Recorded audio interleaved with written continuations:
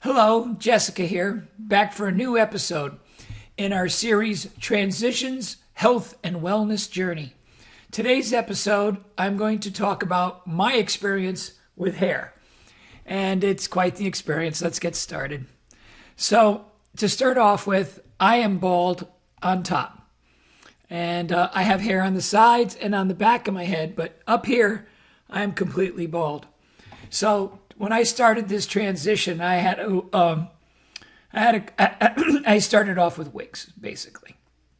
And I had quite the journey with wigs. And I've learned a lot since then. And I'll basically tell you what I know. I'm no expert with this, so this is just an idea, give you a guide. So I did some research online and looked at what other people were doing and found a couple of sites that I liked that sold wigs. And, there's synthetic wigs and there's human hair wigs. And you have to be really careful with the synthetic wigs because you really can't treat them like normal hair. So I went with human hair wigs, which are more expensive, definitely. The first one I bought, actually, I liked quite a bit. And I wore it for a while. I still have it in the closet somewhere to this day. It still hangs around. And then I bought another one because I wanted, to try a couple of things.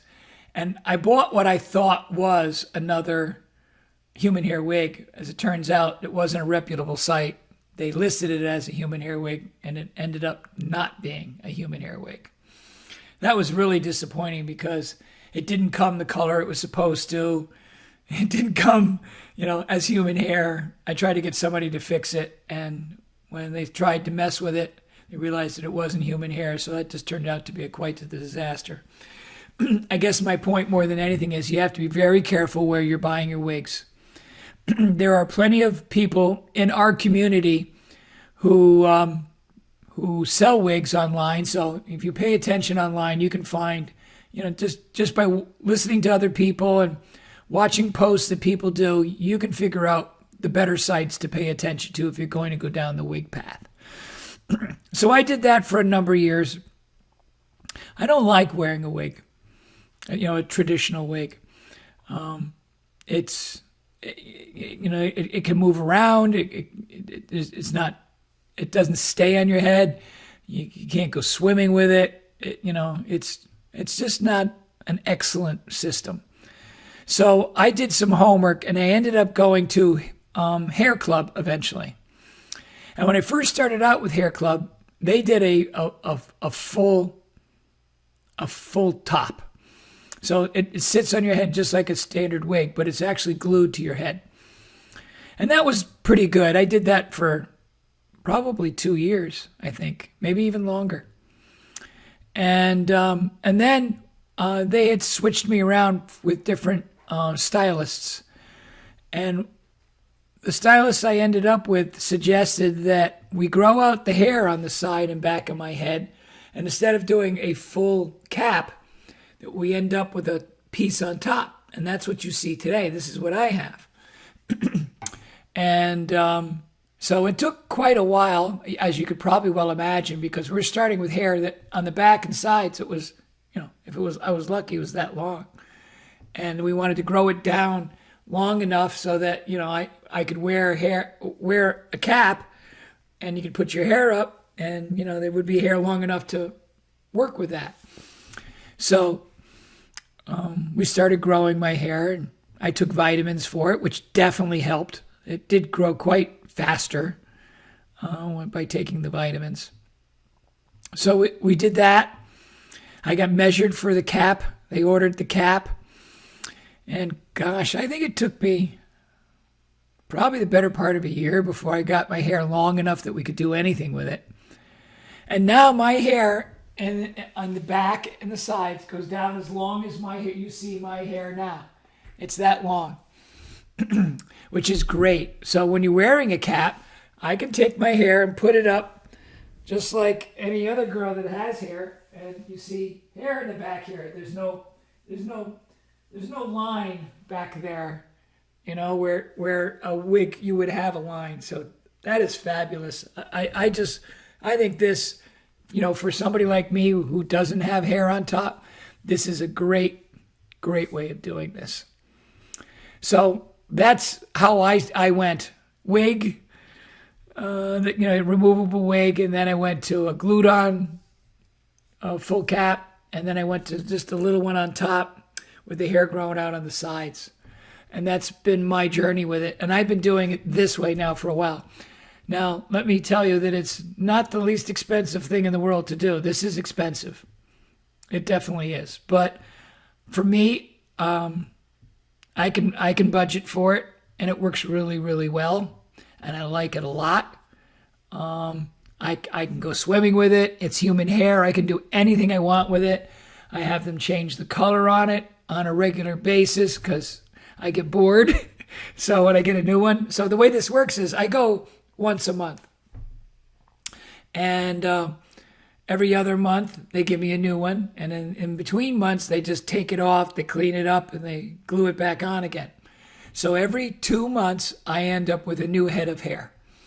And so as time goes on and the seasons change and everything, I change, the highlights, I change the color a little bit. So I'm always tweaking it. And I have fun with that. It's kind of cool. So like right now, I'm in my winter colors, if you will. And it's got a little bit more red in it, less blonde in it. The next new one that I get will be in March, right? So January, February, yes, March. So I'll get a new one in March, and I have already told her that I want that one to be a little bit more blonde again as we head into spring. So that's how that works for me. But like I said, it is not cheap. It definitely is not. But for me, it's well worth it. It's pretty cool. I'm follically challenged, so the hair on the top of my head is never going to grow. Hormones don't do anything for that. And there's, it's so bald up there. It's not like I could do, like hair replacement or anything. It's just, you'd need a whole rug in order to fill in the gap up there. So this was probably the best method that I could come up with, rather than just wearing a wig. And I'm not, there's nothing wrong with wigs. There's a lot of people that love their wigs. I see many women online who, they're changing them up. They must have like a dozen of them at least, if not more. They have long ones, they have short ones, they have red ones, they have blonde ones, they have brown ones. That's not for me though. I much prefer this. I'm into the ocean, salt water. I'm in around the water quite a bit when I can be, and I'm very active. So I want something that works with the lifestyle that I have, and for me, this fits probably about as good as you're going to get.